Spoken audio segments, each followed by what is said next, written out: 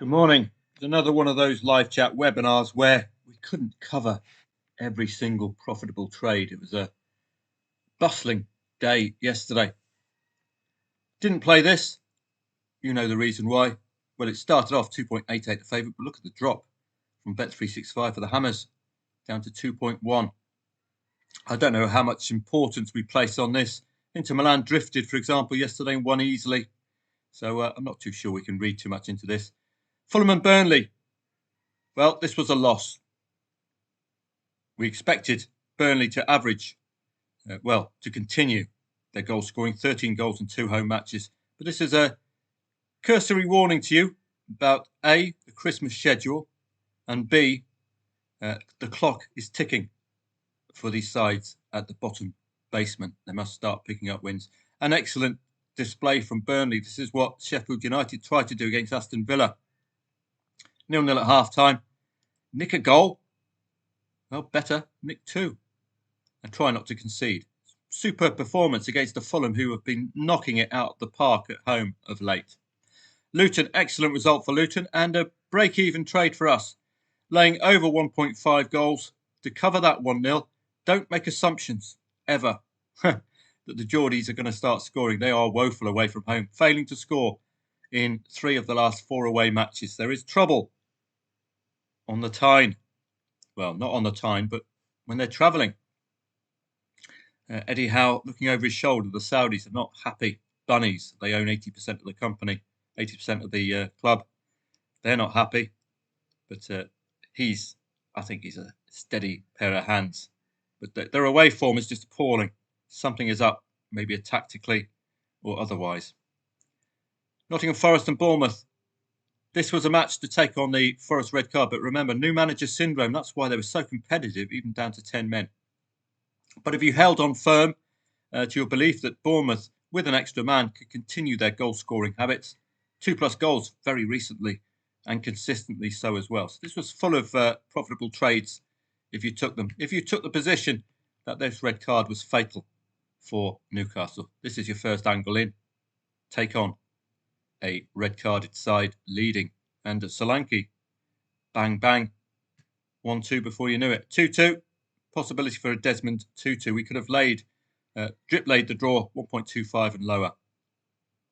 94th minute, hat-trick for Solanke. So full of profit if you took the position that Nottingham Forest with 10 men were gettable. Albeit, new manager syndrome, you can't assume anything. Tottenham and Everton, both teams to score came in. This was a match I didn't have a strong angle in, but it is a warning for Everton that they're probably going to start losing against teams around Tottenham in the league. So we're talking about the top 5 here, or even could be going down to the top 6. They might struggle to keep clean sheets as they need for their wins. Both teams to score, yes, came in. Both teams to score, no, is the usual Everton tactic post 10-point drop. Liverpool and Arsenal, arguably you could have laid Arsenal leading. Because Liverpool's home record is outstanding, but this tells you all you need to know. An imponderable, very tough to read. In Serie A, simple job for Juve, but Frosinone did equalise, so there's possibility of laying the draw second half. Joan Baez, the 1970s singer, getting the goal for Frosinone. Vlahovic getting a nice late Christmas present for the old lady. Torino Udinese, well, this was one. We laid the draw again. Well, no, we expected the draw again with an Udinese lead. I wouldn't like to be in the manager's household this Christmas. If you live anywhere near, who is he? G. Chioffi, get him some mulled wine. He's sick of the sight of these damn draws. Should have profited very well on this one. Inter and Lecce, as I say, the drift, but inconsequential. Not really in keeping with a 1.3 favourite. We normally expect 3 goals. 20-minute rule. We had a few of those yesterday. A couple of them went astray. Celtic I couldn't trust. But we got a nice one from Union Saint-Gilloise. Verona Cagliari, 2.3 at the favourite. No appeal at all. Derby style match, no appeal. That's why I called it a day after my live chat webinar. Very little for us to bite into. Atletico Madrid continue their excellent home record. Again, some sides red carded can apply far better than others. There was 20 minutes, but despite scoring 3 goals severe against Granada, they have been struggling this whole season, and this is far better opposition than Granada. Union St-Gilloise, 20-minute rule, 1.22 favourite, 0-1, 0-2, any unquoted in the half-time score market. This is when you start making 6, 7, 8 to 1 for that 0-2 after 25 minutes. Poor old Jim Davidson getting red carded early on for Eupen. So that's a gentle reminder about the 20-minute rule. Antwerp, well, 20-minute rule, 1.35 and lower, 45th and 1 minute. So they were reading the script. As long as you get that single goal for your favoured side, you're going to get out there unscathed. 2.55 the favourite, no thank you. Into the Championship. Any plays there yesterday? Leicester laying the draw second half. Don't forget, you could also do 3-0, 3-1, any other home score if you're adventurous in the correct score market. Plymouth and Birmingham, this was one which went astray. You should have laid Birmingham 1-3 up, or I should have at least. Is Wayne Rooney? No, he's not. Is he the manager? Wayne Rooney, football genius? Yeah, he is. Wayne Rooney, football genius, is the manager. These two are in lowly positions, so do check your team positions. 1-3 lead for a red carded side, well worth doing. Because that's the value angle in. 2-3 was, I suppose, you could have still laid Birmingham at 1.57 at 2-3, but 1-3 was the angle in. It was too busy for me to keep tabs on everything yesterday in live chat. Just how I like it, really. I hope the members attending were listening and acting. Elsewhere, I think we laid Coventry late on at 1.02, just for a bit of fun. 1.8 favourite, Black Cats. No luck for the Black Cats yesterday. League One, I don't think there was much of interest in League One yesterday. Portsmouth and Fleetwood. No, Portsmouth scored first. This was a nice call. Again, one of the DRT or FTP members. Old habits. Shrews take the lead. Peterborough come back, get the win. You'd have been a bit adventurous had you trusted Peterborough for the whole 90 minutes. For 45 minutes to get the win. +1 is quite adequate here. Particularly a second half +1. You'd have got a decent return there. Nothing much really in League Two. Nothing much in Israel again. Hapoel Beersheva, this is a fascinating match. 3-1 lead for Beitar Jerusalem at half-time. This is what Hapoel did the last time. They scored 3 goals second half. What an outstanding match. And it all rather went by the wayside for me, I'm afraid. All hail to the ale. Well done, Hapoel Beersheva. Italian Serie B, there's very little angles for us yesterday in this particular league, primarily because it wasn't prioritised. But we had a couple of plays. Parma, because they're first in the league, laying the draw second half is just easy as pie. You could have got also an equaliser before half-time, which is very good, taking on Tanana. They did have a 1-1 last time these two met, so it was a bit of a risk to take the draw on, but the in-play stats were emphatic in favour of the league leaders, Parma. So do make sure you check the in-play stats out as a confirmation tool. And we had the first trade of the day was, I think, Venezia against Lecco. Lecco taking the lead.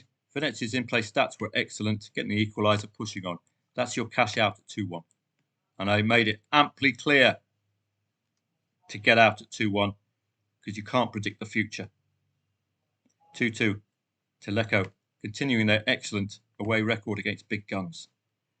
Red carded late on. So get out at the 2-1 there. I really hope you paid attention and you weren't on the old mulled wine. Right. Usual drill. Dutch Eerste Divisie. Both teams to score and over 2.5 goals accumulator. What happened yesterday? Both teams to score and over 2.5 goals accumulator. Nice little Christmas present if you followed that. I've been harping on about doing this every time the Isda Divisi's on. I do hope you're taking notes. Vitória Guimarães, easy enough win for them, odds on favourite. Portuguese League Cup, up to you if you played or not. You can see this is not the performance of shorties that you expect. But having said that, Sporting Lisbon, 0-2 lead at half-time, nearly 20-minute rule. That would have paid out very well. And Porto, just limping across the line. So cup matches, you just take a step back. Liexos, looks like they do everything else apart from football in their banner, their logo.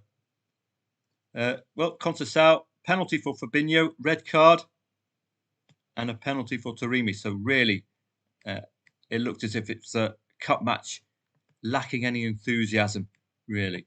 SPL, Celtic I couldn't trust as far as I could throw them. A 0-0 at half-time for a 1.07 shot. This is just a comfortable win. It's a pre-Christmas kickabout, really. Doing what they expect. 1.07, you're expecting a more emphatic win. Turkish Super League, we got the equaliser for Trabzonspor in the live chat. 1.6 favourite, goes a goal down. I'll take you through your various scenarios in the live chat. You've got options, you've got the +1, you've got the match odds. +1 on this occasion was the right one. I always go into the, for example, Trabzonspor +1 market. If the difference between the late over 1.5 goal odds and Trabzonspor +1 is big enough for us to see a reasonable profit. So it was an excellent day yesterday. It's like that day we had midweek where it just rained trades.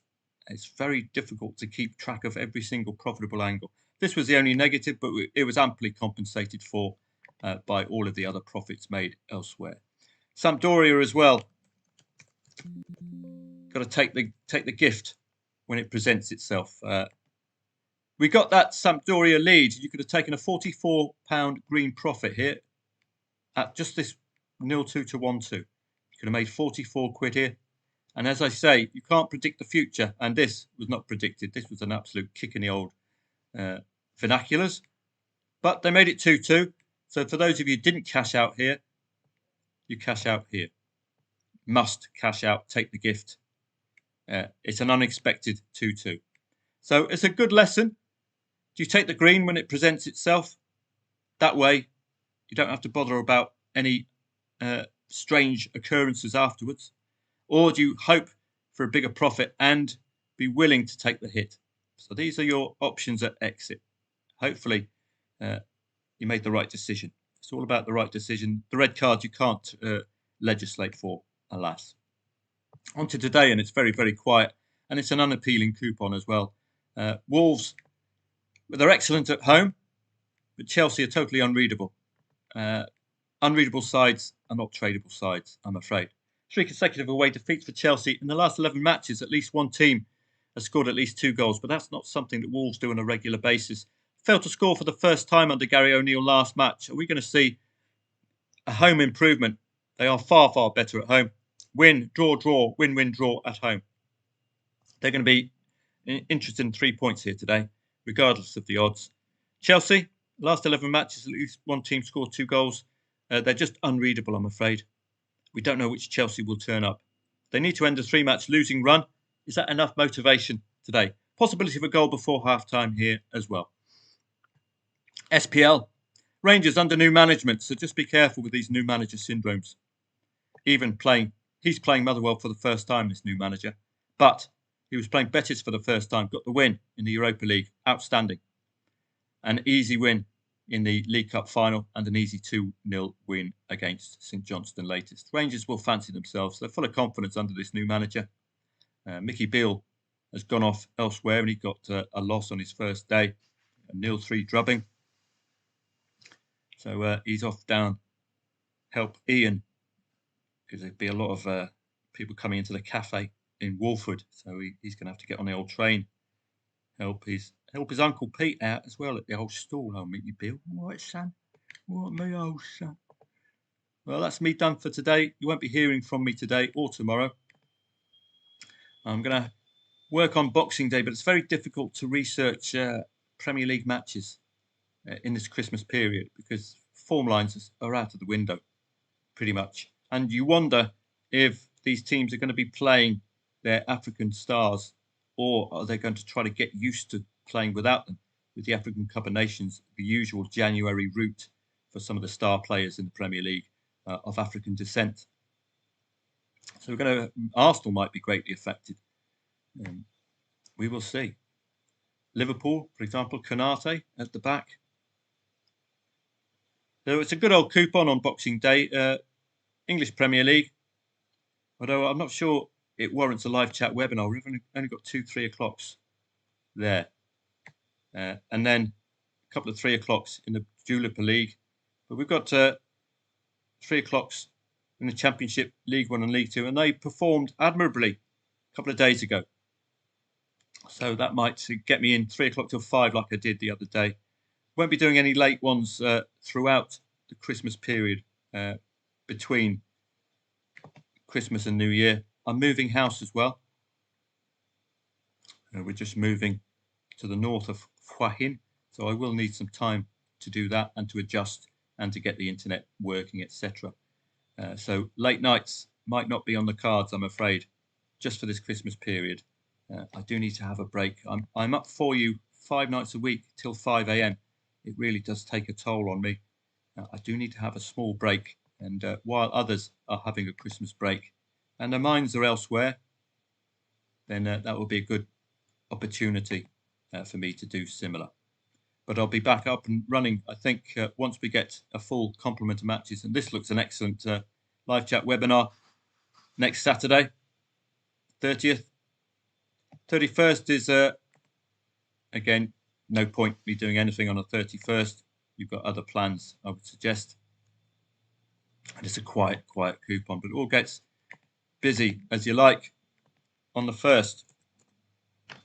So it'll be a truncated service next week. I will do the research for you as ever, but I might not be able to do any coverage of the matches, particularly if it means me staying up till 5 a.m. to do so. I do need to have a small holiday, and then I'll give you my all from January to April. And we've got a very exciting April, haven't we? You've already had a preview with the Norwegians and the Swedish about how to attack end of season matches. We've got all that to look forward to. January, well, a lot of the Premier League stars are probably going to get a new tattoo or get their hair dyed or something on New Year's Day.